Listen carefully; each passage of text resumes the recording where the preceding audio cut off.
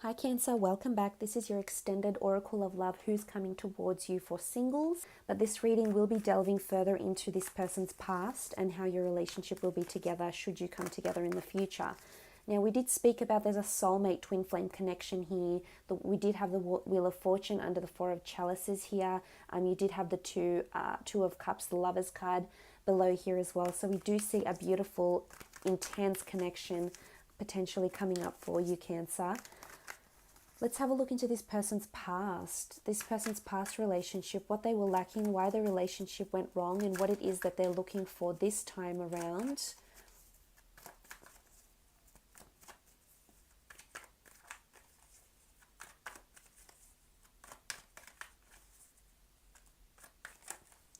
Oh, okay, you've had too many cards flip over, so we're not going to select those. A bit too much. That one's sticking out. Okay, Six of Cups. It's potentially someone they were with for a very long time. They might have been together since they were children, since they were teenagers. There's a strong sentimental factor with this ex for the person. They might have had children together as well. They could have fallen pregnant with a child, but then maybe had an abortion. They might have young children with them from this relationship. But there's nostalgia with the Six of Cups. Look, I think it was a relationship where they both learnt a lot from each other with the Six of Cups. This shows as a strong development of learning. We see these young children, we see the flowers, which are both symbolic of growing, learning, blossoming. So it's almost like they either grew up together and then started dating, or they very much learned a lot about each other in terms of love and what they wanted. Let's see why it went wrong though, because the Six of Cups is a very strong connection. Okay, Ace of Cups. They were quite serious with this person. They wanted a future. They might have been engaged or were seriously planning engagement or marriage. They could have been with someone that was married before and that had children from a previous marriage or commitment. They might have even played stepmother or stepfather to this person, to the children of this person. So there was a very strong connection here. Could have been another water sign as well. So I wonder what happened here in this relationship. It could be that they were wanting children and this commitment, and it didn't happen. Things might have been moving too quickly with the Ace of Wands here. We see these wands and it's almost like someone is demanding these things. So it could have been them, or it could have been their ex was demanding things too quickly, either children, engagement and marriage, and this is what maybe had put this person off because they weren't prepared for that. They weren't prepared to give them that commitment because they weren't ready at the time. I think they traveled together. They traveled a lot with the Ace of Wands. I think there was a lot of movement. For the most part, I think there was too much movement too quickly. So things might have happened way too quickly than they had intended. With the Ace of Wands, could also have been a fire sign.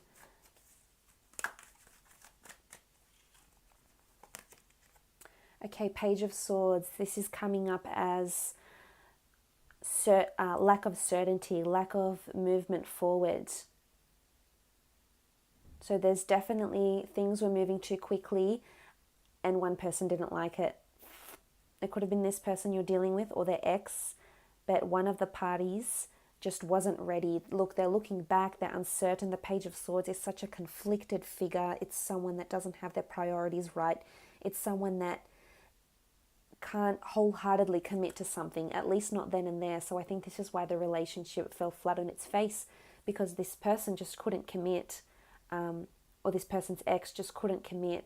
Was, we see this person holding the sword and it's sort of very, very loosely in his hand, so he's not holding it with confidence or with certainty. We see him looking back. We see 1 foot forward and 1 foot facing back, so they might have been looking back on their past still, or they might have been hesitant to move forward because they were still wanting to live a life, whether it was singledom or just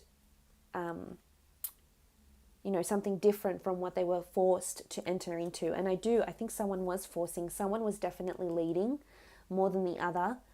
And it was, maybe things were just, this other person just wanted things too quickly. And if they did have a relationship from their childhood, then I think this person was lacking action. Because they might have been together from childhood or from a very young age, they lacked that passion and certain life experience that comes with having multiple partners over a certain amount of years. Because that's how you know, the more exposure you have to different people and the more relationships you have, the more you are exposed to how different people think and feel and what resonates with different people. So I think a part of that impacted them. And this is why they couldn't be in that relationship. This person could very much be in their mind as well. They could shy away from exposing too much.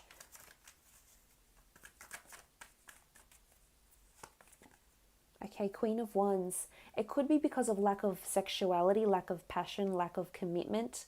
And we see this Queen of Wands and she is quite open. So it could be that the other was not as open-minded. Their ex might not have been as receptive as they were to an idea. So maybe it was them that wanted the commitment, wanted the children, wanted to be a stepmother or father, wanted the action, wanted to take the relationship into their own hands. But then someone didn't want the same thing. Someone wasn't as open. One person was open and receptive and willing. The other, not so much. The other is looking back. The other is hesitant to move forward. The other doesn't feel like they have a firm footing or is sort of feel like they're coasting along this relationship. So I think that's why it fell apart. Looking at these cards here. So they are wanting passion. I think that's very important. I think sex is very important to them. Spirituality, sentiment is very important to them. And I think this is where you would come in, Cancer, and offer them these things because you are very sentimental and you do remember things and you are very thoughtful and you are able to give them and devote so much of yourself and your emotion to this person. I think they would be extremely happy to have you, and looking in terms of compatibility, you two would seem quite compatible. Let's have a look how the two of you would feel or how this relationship would be should the two of you get together. On the left-hand side, I'd like to do how you feel. And on the right-hand side, we will do how they feel. Okay, this card one's sort of leapt out. Okay, Three of Wands. This is really, really beautiful. The Three of Wands in this deck is the flowering papyrus. It's fertility, birth, beautiful blossoming, receiving the fruits of your labor. This is someone you'll want to have children with potentially. We spoke about the Two of Cups. This is coming in really strong, that potentially you'll want to have children with this person. You'll see there's a future with this person. And you'll see it in their actions. You'll see it in who they are with the Three of Wands. You'll see the authenticity of this person. And it's just, you'll love the way this relationship will progress. You'll feel really emotionally secure and comfortable, and you'll feel there's a future. So maybe you don't want to have children, and you know, children aren't for you, and that's okay. But you will just, regardless, you'll just love how you grow together, and how there's always something new to learn about this person, and there's always something very intriguing about them that keeps you on your toes. It's almost like there's an element of surprise to this person that just keeps you going and keeps you very intrigued.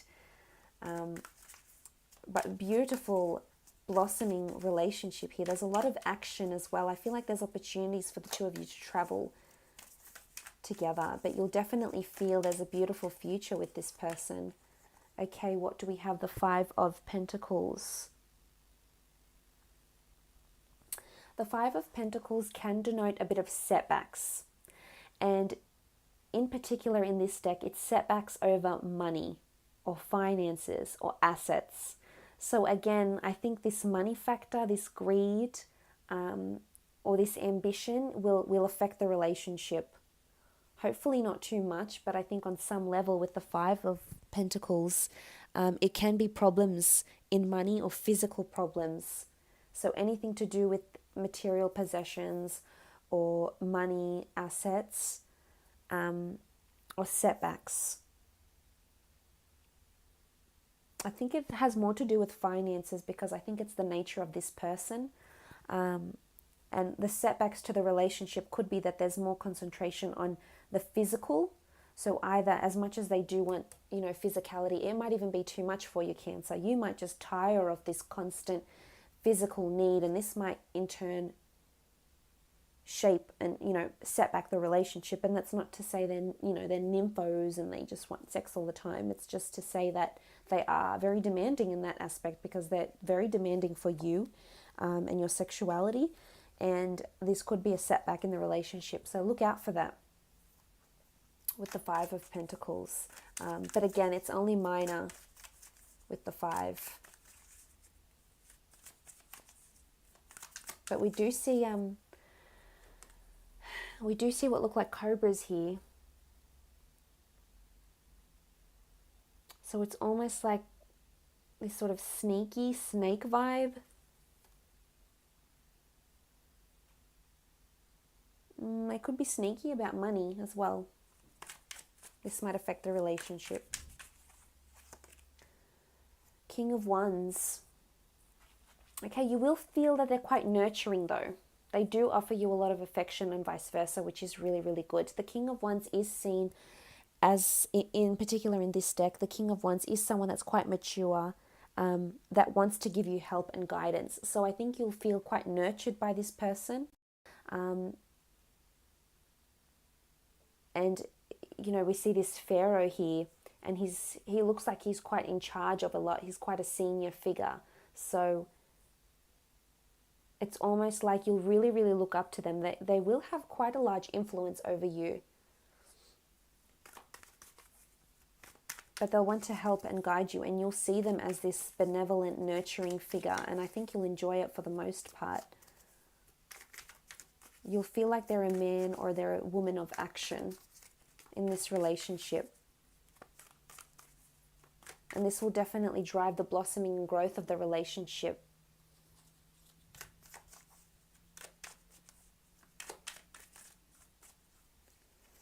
Okay, let's have a look at them. The Hierophant.